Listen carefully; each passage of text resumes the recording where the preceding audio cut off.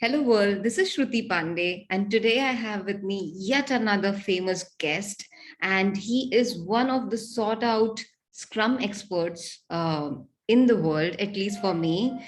Sorry, Martin, if I'm exaggerating this a little, but I genuinely feel that he's one of the best. I've been writing on LinkedIn, as you guys know, for a while, and I've seen Martin be like a shining star, and he always is with respect to. Answering questions about Scrum and Agile. And all the way from Netherlands today, I have Martin. And thank you so much, Martin, for giving me your time and sharing your expertise around a topic that you love so much. Thank you for having me. I'm super happy to be here to also talk to an Indian audience. And I don't know what to say to what you just said, but thank you. No, be yourself, right? Like that's what we were talking about a little earlier, that we are who we are, and that's one of the commonalities between us. And just to let you know, people, Martin is having such a tight schedule, but he said yes to us, so make the most out of this advice because he's really a busy man, and I'm not kidding about it. So Martin, feel free to talk anything and everything because we happen to understand everything, and we are here to listen to you and make the most out of the knowledge you have. Yeah, I will do my best. So should we straight get into the three questions I have for you, or Sure. Go ahead, shoot. can I ask you something which we were talking about just getting before into the podcast, which was, there is suddenly an amazing increase in the number of people here in India, I see, that want to get into product manager roles. And, it has become like one of those fancy titles for people to get into. Like, do you see a similar trend on your part of the world, and how are you seeing these things, and what do you say about it? Yeah, well, I do recognize it. So what I can say is, especially if you look at Scrum and Agile, like Scrum Masters and Agile coaches, that part, like there are so many people, and also, well, there are more and more people, trying to be experts on LinkedIn and Medium. Like, and I see the same with product, like more and more product owners, more and more people writing about products. So I think it's a really good thing in that sense. Everybody is welcome. What I can also say is, when I started out writing like 6 years ago, if I look at those articles now, they were not all that great. So I also think it's good. Like we need more faces and people. Like when you start writing, it's not going to be as great as it could be probably for most people. Like for me, it wasn't. So I think we should welcome all these people, and it does make sometimes more competition. You know what I mean? So that's sometimes maybe a bit difficult because you're applying for jobs, and there are a lot of people applying who are not that experienced. There's a lot more. So that's maybe the scary part, but I think it's a good thing. Like everybody is welcome. That's how I see it. Wow, that's a lot of optimism for a question like that, and I appreciate it. I highly appreciate it. Getting into the first question I've created for you, which is, I see a lot of different taglines these days with respect to product. I mean, I even hear people calling themselves something like a CEO of the product. I'm not sure if you've seen that across, but I want to understand what's the difference between a head of product and a product manager, if at all Yeah. there is a difference between the two. Yeah. So basically, if you look at it, companies have different sizes, right? So you can have a product which has like one team, you can have a product which has hundreds of teams. So what you see in general is that as companies scale and they have more teams, then usually you will have like a head of product or a VP of product with some product managers below them. I don't like saying it this way, but working with them, maybe that's a better way of putting it. And what you see in general is that the more layers you have, is that the people more at the top, if I would say, they start to focus more on the strategy, and the people at the bottom, they focus more on operational stuff, interacting with the teams. So in your case, right, if you have many teams, the head of product will usually be more strategic, so focusing on the vision, the strategy, the roadmap, and then the product managers will be more operational, like talking to the customers, like delivering features, validating them, doing discovery. But if you have a very small company, right, then the head of product and the product manager will usually be the same person. Like they will be operational and strategic. So that's how I kind of see it, as like you have this divide between more strategy and operational that happens as you scale and you have more different kind of roles. So I'm currently head of product, so I'm doing the same thing. Like I'm focused more on vision, strategy, roadmap, and I work together with a product manager, and he is more focused on the teams, like more keeping them up and running. So yeah, I think that's a very healthy division. Yeah, no, absolutely. Because I feel product manager is also one of the strenuous jobs, right? Because you are supposed to get into all the nitty-gritties of the entire company and product. So it makes sense. And just to understand this better, like between the head of product and product managers, do you also have any intermediary levels, like maybe, a leader who is watching out to all these product managers and conveying, like, I know it's just adding to the misery, but does that also happen in this That hierarchy? happens. It happens. So I can say like this is my first head of product role, and it's at a small startup. So I don't like layers. Like so, we already have one layer, and that's enough. So, but what I can say is what I've seen when talking to other companies is, for example, let's say you have multiple products, then you have like a chief product officer who's responsible for the multiple products. Then you have a VP of product who's more focused on the strategic side of one product, and then you have the product managers like more interact. So you can have these layers, but in general, if you think about delivering value, you want to have empowered teams, right? So they need to be able to make decisions. The more layers you have, like the more you can potentially impede decisions, and then you get these long feedback loops. And then when you have long feedback loops, you're going to deliver less value. It's because stuff takes longer. So yeah, in general, I'm not a big fan of having many layers. So yeah, you can do it, but watch out. No, absolutely makes sense because it's going to just add to that long list of hierarchy and maybe communication gaps or breaks, right? So makes sense. And I think if I understand the crux of your answer that I've been asking this question is basically about how big the product is, how big the team size or company size is, and to have minimum level of levels in between the product Yeah. team. And also other factors that play a role, right? The maturity of the teams. Right. Are you in a highly regulated industry? Like Right. if you're in a highly regulated industry, then you have a lot of artifacts that you need to have to produce, right? So that means there is more work on the team level, and that's one of the factors. Stakeholder management. If you have like a very complicated political stakeholder management landscape, which is very labor intensive, could also be. So all these factors will probably mean more people, like not necessarily more layers, but at least that's instead of a product manager doing maybe 2 or 3 teams, it will mean that they will have one team, worst case, So these are all factors that play a role.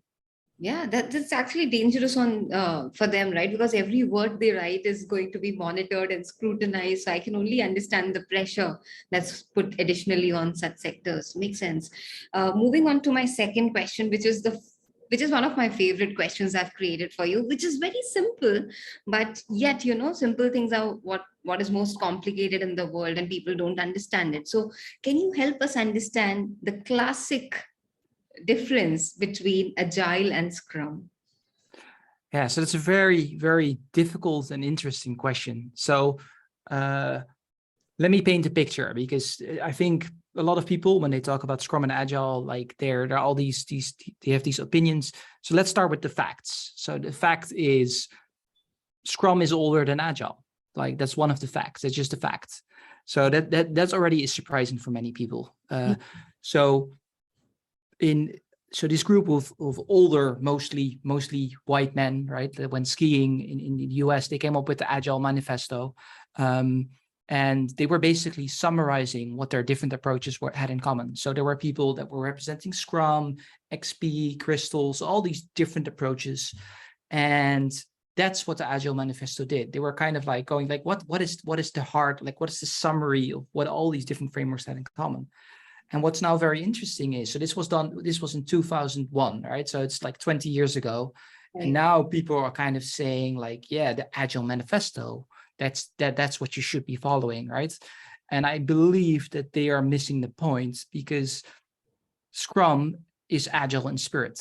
Yeah. So the idea behind Scrum, it's an incomplete framework that helps you discover your own way of working. Like it doesn't provide the complete, you need to discover your own way of working. And that really fits with the spirit of the Agile Manifesto. So the way I see it is Agile is just a summary of what different Agile frameworks have in common, like at that point in time. And Scrum is a framework that will help you to be Agile, but it's not something that guarantees that, because it's incomplete. Like you need to add like this human part to it, which is your situation, like the situational aspect of it. So Scrum describes a certain way of working, but that way of working is very independent of your situation. And then you need to tailor it to your situation. You need to add to it. And that's what makes it Agile. If that adding to it doesn't happen, then Scrum is not Agile. I hope I'm making sense. You are. And, I love the fact that you started with that first line, which is, for many people, it's so surprising to even know that Scrum is a part of Agile, right? Like, Yeah. it's so shocking for them to even understand that it's actually a part of whole. And I've seen people, lately on LinkedIn making memes and stuff about this, because again, like I mentioned, simple things are too difficult to understand, and people just keep complicating it in their own words. So I appreciate the fact that you made it so simple and tailor-made for us to understand, which means that Scrum is a part of Agile, and you need to keep on discovering and experimenting with your product or project and see how it's making sense with respect to Yeah. your delivery timelines or whatever other metrics that may be. Am I Yeah. making sense? Did I get the Yeah. No, it's absolutely correct. And to add to that, also your way of working. Like so it's kind of like they call it double loop learning, right? So right? kind of like, there's a feedback loop on what you're doing, but there's also a feedback loop on how you're doing it. So you need both, like, to succeed with Scrum. Like you need to inspect not only like how is what we're doing delivering value, but as well like how can we improve our way of working so that we can deliver more value. And that second part is really not easy. And that's where many companies and people struggle. I also feel like, this entire ball game of Scrum and Agile, if done properly, which is not very easy, not just will help your team, but even if it's adapted at an individual level, it will make my life so much easier, right? Like just understanding how I can maintain my timelines or deliveries, because everybody these days is talking about time management and project management, all those skills, right? But if we do this one aspect right, we can actually target all of those stuff. What do you think about that? Yeah, so I think one of the challenges is, so doing Agile or doing Scrum is basically saying we are doing complex work. So we cannot predict all the steps. Our plans are going to fail. And even if we have a plan, like, people are not going to execute it right. So, and even if we do everything as expected, it's not going to produce the desired results. So the fundamental problem is when you do complex work, you cannot predict. What you don't know matters. You're going to discover something new. And when you discover something new, you need to do something about it. And when you do that kind of work, that fundamentally, in my opinion, also means that before you start, you cannot predict exactly how much time it's going to take. So the way I call it the fog of beforehand. So before you start a project, there's this fog, and it's the fog of beforehand. It's like you can only know what you can know before starting the work. And then you start the work, and then you discover something you didn't know. And it's kind of like you're working in a house, right? And you open the wall, and you find out that behind the wall there's asbestos, right? It's highly poisonous. Oh, that's a problem. What do we do about it? And I think that's very fundamental. That's where Scrum really works. It means that you need to react based on what you discover. You need to have short feedback loops. Your plans will change, your actions will change. And people find it very difficult because when you change your plans or your actions, it's seen as a failure, right? Like, shouldn't you have known that? Like, the acceptance criteria aren't perfect.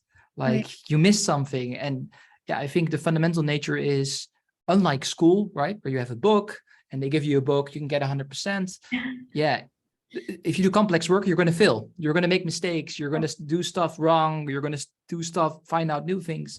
And that means that you need to adapt and you need to make changes. And people find that very difficult to comprehend, is my experience.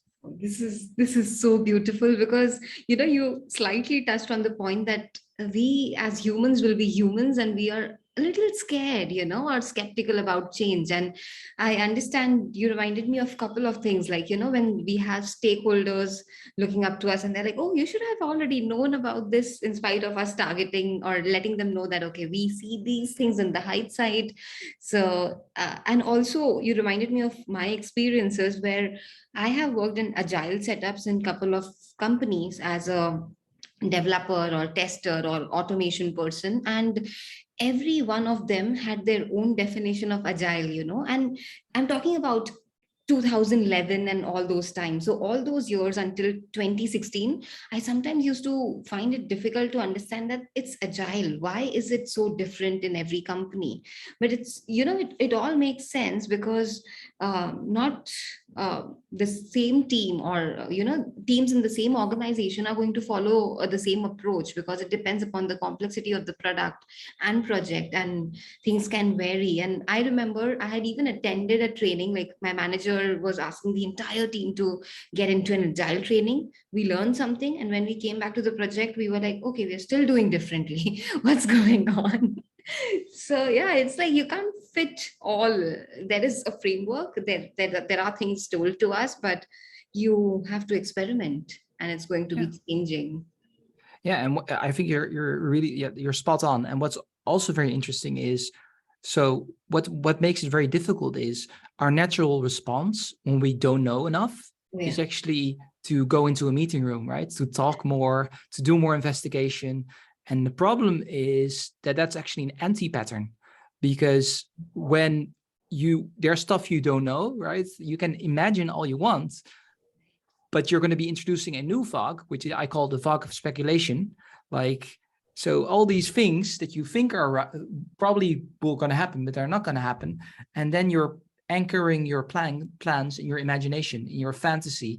And then when the unexpected does happen, which will happen because you're doing complex work, Yeah. then you're screwed, because people will think, oh, we spent so much time in meeting rooms making these plans, and they're going to stick to the plan instead of accepting that, like, yeah, this is reality, we need to adapt.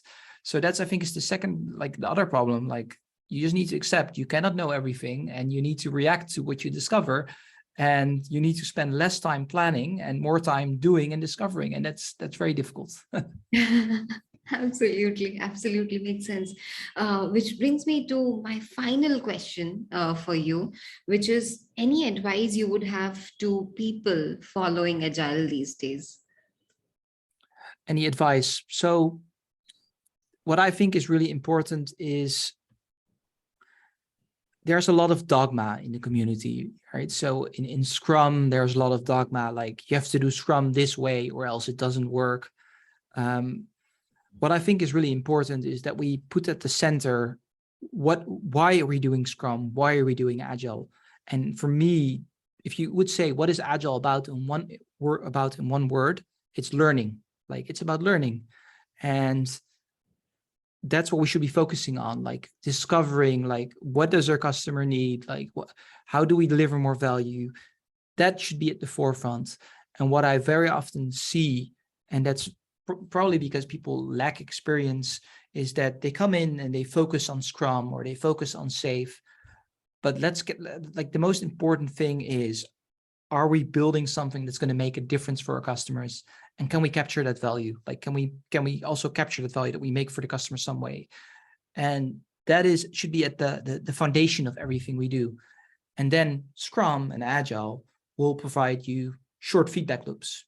Right. And you have to make them even shorter, like, and also improve your way of working so you can make them shorter, because complex work means you're going to discover new things that you didn't know. And that's why you need those feedback loops.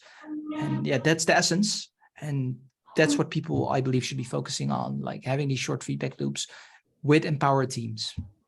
This is the exact reason why I call you an expert and one of the best, because thank you for hitting the bullseye and calling out the elephant in the room, that while we are doing all of this, we need to understand, why are we even building this, right? Like, what's it going to get for the customers? Is it even going to be a right fit of a product? Which makes a lot of sense, Maarten. Thank you so much.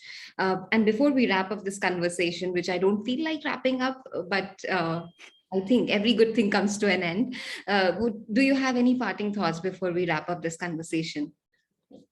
No, I thought it was very interesting and pleasant. And yeah, what I also want to say is I'm also curious to hear your perspective, right? Because you also have a lot of experience like working with teams, and as you also said, right? Very often teams don't do Scrum or they don't do Agile, right? So I'm just curious to hear as well, like your opinion, like why do teams struggle? Like, what do you think is the reason that people struggle implementing Agile or Scrum? What are the obstacles?